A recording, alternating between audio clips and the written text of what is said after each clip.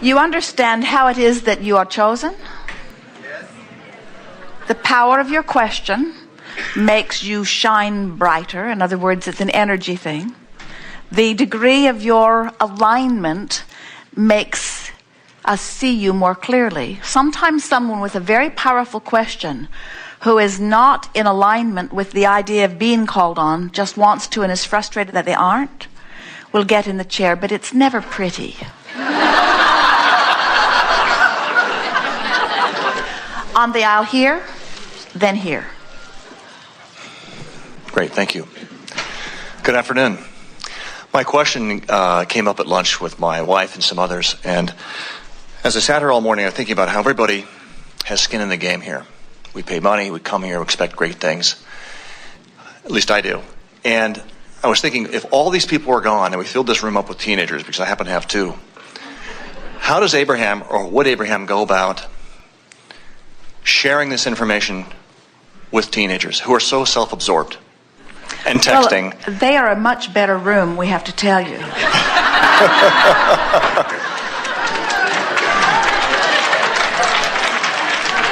As rooms go, in that they are far less resistant. A woman said one day, she sat in the back of the room and told everyone afterward that she had been doing everything short of standing on her chair, waving her hand, trying to get called on, but we could not see her at all. Not because she was too far away, but because her energy was out of whack. And during this segment of lunch, she had lunch with her children, which always brought her back into alignment. And during lunch, one of her children said, "Mother, if you get a chance to talk to Abraham, would you ask Abraham a question for me?" So when she came back from lunch, there she was, all lighted up in the corner. She was the first one we called forward. And the little one's question was, why are grown-ups so grumpy? Which really spoke to everything. It spoke to why she wasn't being called on. It's the level of resistance. So teenagers are self-absorbed and not yet feeling guilty about it. In other words... Here I am. You must be self-absorbed in the sense that everything matters to you most. Esther has been astonished in the last few days because there's been something sort of buzzing around in their experience. And as Esther has been visiting with people who she thought had a particular point of view about something, she's been astonished to discover that their point of view does not include her at all. At all. It just knocked her over because she's self-absorbed enough to have thought that she entered into their equation. And it was a little shocking and painful to discover that they had been doing their best to edit her out of their equation. And we say, everyone is self-absorbed. In other words, you must be. That's what we talk about. So when you are not worrying about what other people are doing, but your only attention is upon where you are in a relationship with you, that's the kind of self-absorption that brings you into vibrational alignment with Source and with all of the wonderful things that are in your vibrational escrow. So your question is, what kind of conversation would we have with teenagers? Well, it's better if we meet them without their parents, because their parents are still under the misguided impression that they have the right and the ability to control their children. And everything in the universe works against that. It sure does. In fact, as soon as you give up your need to control anything except your own direction in the stream, you will be a joyful being. For example, let's say that this conversation or this subject is about something with one of your children, one of your teenagers, and you see them living in a way that worries you. And so you see something you don't want, which clarifies what you do want. You worry, which makes you know what you want. You wonder what they're doing wrong, which makes you want them to do something that is good. You worry about their well-being, which makes you further want their well-being. In other words, you have created your own personal vibrational escrow relative to the well-being of your children. But then when your children behave in a way that takes you away from what you want for them, then you're mad at them, because if they would just behave in a way that causes you to line up with the image you have of them or the well-being that you have of them, then you would feel better. Conditional love is, I will find a way to find alignment with my vision of well-being that I wish for my children.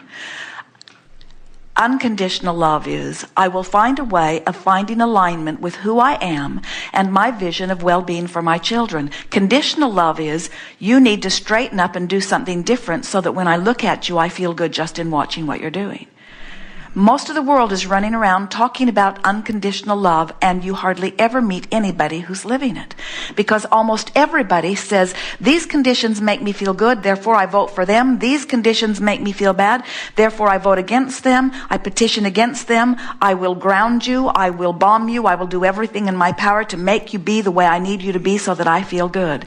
We say the problem with that is, there's always another squirrely one squirting out in some other way, misbehaving by your standards. And if you let their behavior be your criteria for your alignment, then you are in trouble, because everyone is selfishly oriented. It's the way it is supposed to be.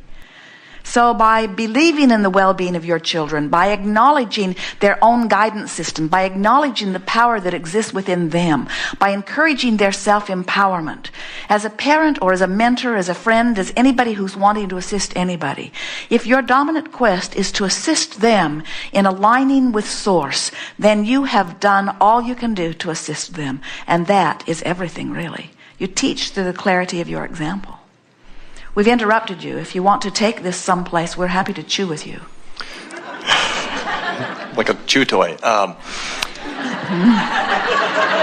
much. There I am. This helps. And I guess what brought the subject up at lunch is that constantly there are battles at home sometimes.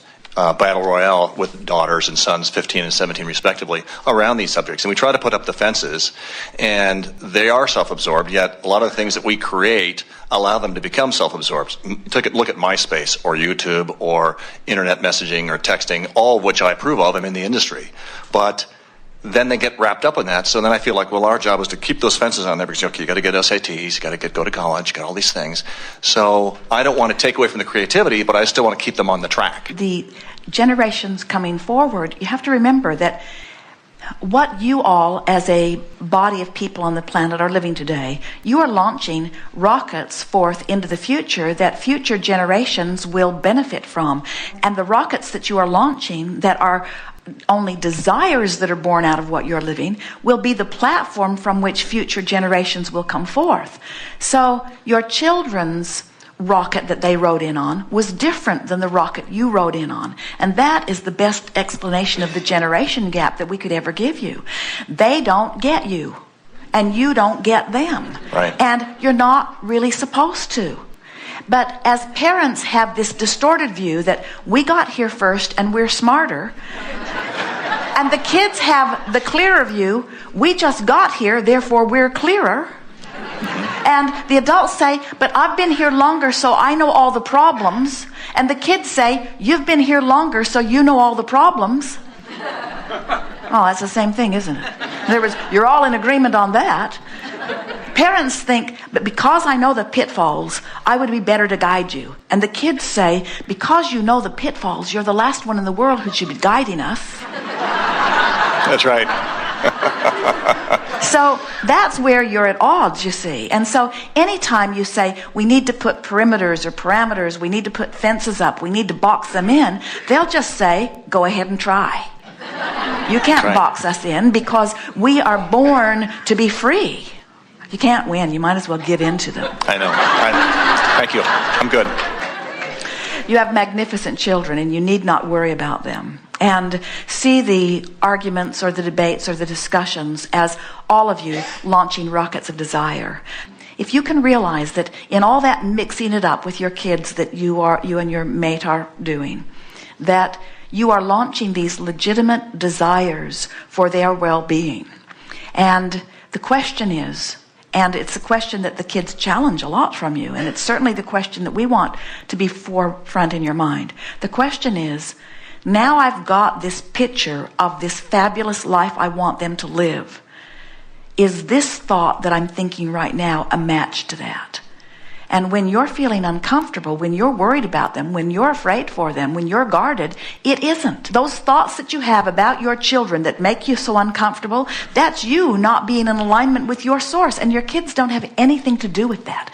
And that's why they're so frustrated. They could not possibly, from who they are, become backward enough to satisfy your need. They can't go back that far that fast. They're not willing to or wanting to. Every now and again they feel guilty because they can't. And so feel how wonderful it feels for you to say to a spouse or a lover or a child or a friend, I am not holding you responsible for the way I feel. And even more liberating than the liberation that it would give to them, think about how it would feel to you if you could say, nothing that you can do, no matter how distorted from my view it could get, nothing that you could do can keep me from my connection. I'm too smart for that. In fact, an exercise that would be very good for everyone who's interacting with anyone who means everyone. Except that one hermit friend we met earlier, but everyone. This exercise would be powerful. So get out your notebook, and on the first page of your notebook, right at the top of it, the name of someone with whom you are interacting, somebody who's been giving you some grief for one reason or another. Children make very good subjects here. And for the children, your parents make very good subjects here. And then write this statement. What is it about you that I'm thinking that is keeping me from my connection with Source? Say it in another way. What thoughts about you am I thinking that keep me from being a vibrational match to my vision of you and your well-being? Now think about what we're saying. What is it about you that I'm thinking that's keeping me from connection? Do you hear the power of that? Because it's all in your control. What am I thinking that I could change? What upstream thoughts am I thinking that I could turn to downstream thoughts about you? Can you feel how self-empowering that is, as opposed to what behavior are you performing over which I have no control that I'm having an emotional response to? Because it is never that way. It's always within your control to turn whatever is happening into vibrational alignment with what you want. And when you do, all of the resources of the universe assist you in accomplishing that, you see. But the belief that somebody else needs to be different, oh, what an entrapment that is. Because no one was born to serve you, no matter how loyal they pretended to be at one time. Even when they were born to you, you tend to say, my spouse should always be loyal to me. My children should always be loyal to me, which means they should do their best from the day they are born to adopt my worldview. And if they don't adopt my worldview, if they don't accept my religion and my political party and my whatever, if they don't adopt my worldview, then my own children have betrayed me. And we say, don't get yourself in the place of saying that somebody's betraying you when they're only satisfying their own vibrational escrow. They're here to satisfy their vibrational escrow. You're here to satisfy yours. And when you stop asking somebody else to satisfy yours, then and only then will you be free. Thank you. That's what your children came to teach you. Yeah, they did. And my dog. Thank you. Appreciate it. Thank you very much.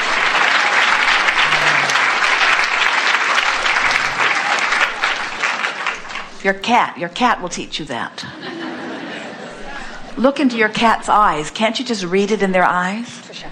You look lovingly into your cat's eyes, and your cat looks back and says, who are you and what are you doing in my face? And you say, oh, I'm here to make you important to me. And your cat says, don't waste your time. You will never be important to me. You will never be as important to me as I am to me. Or this mouse is much more important to me than you will ever be.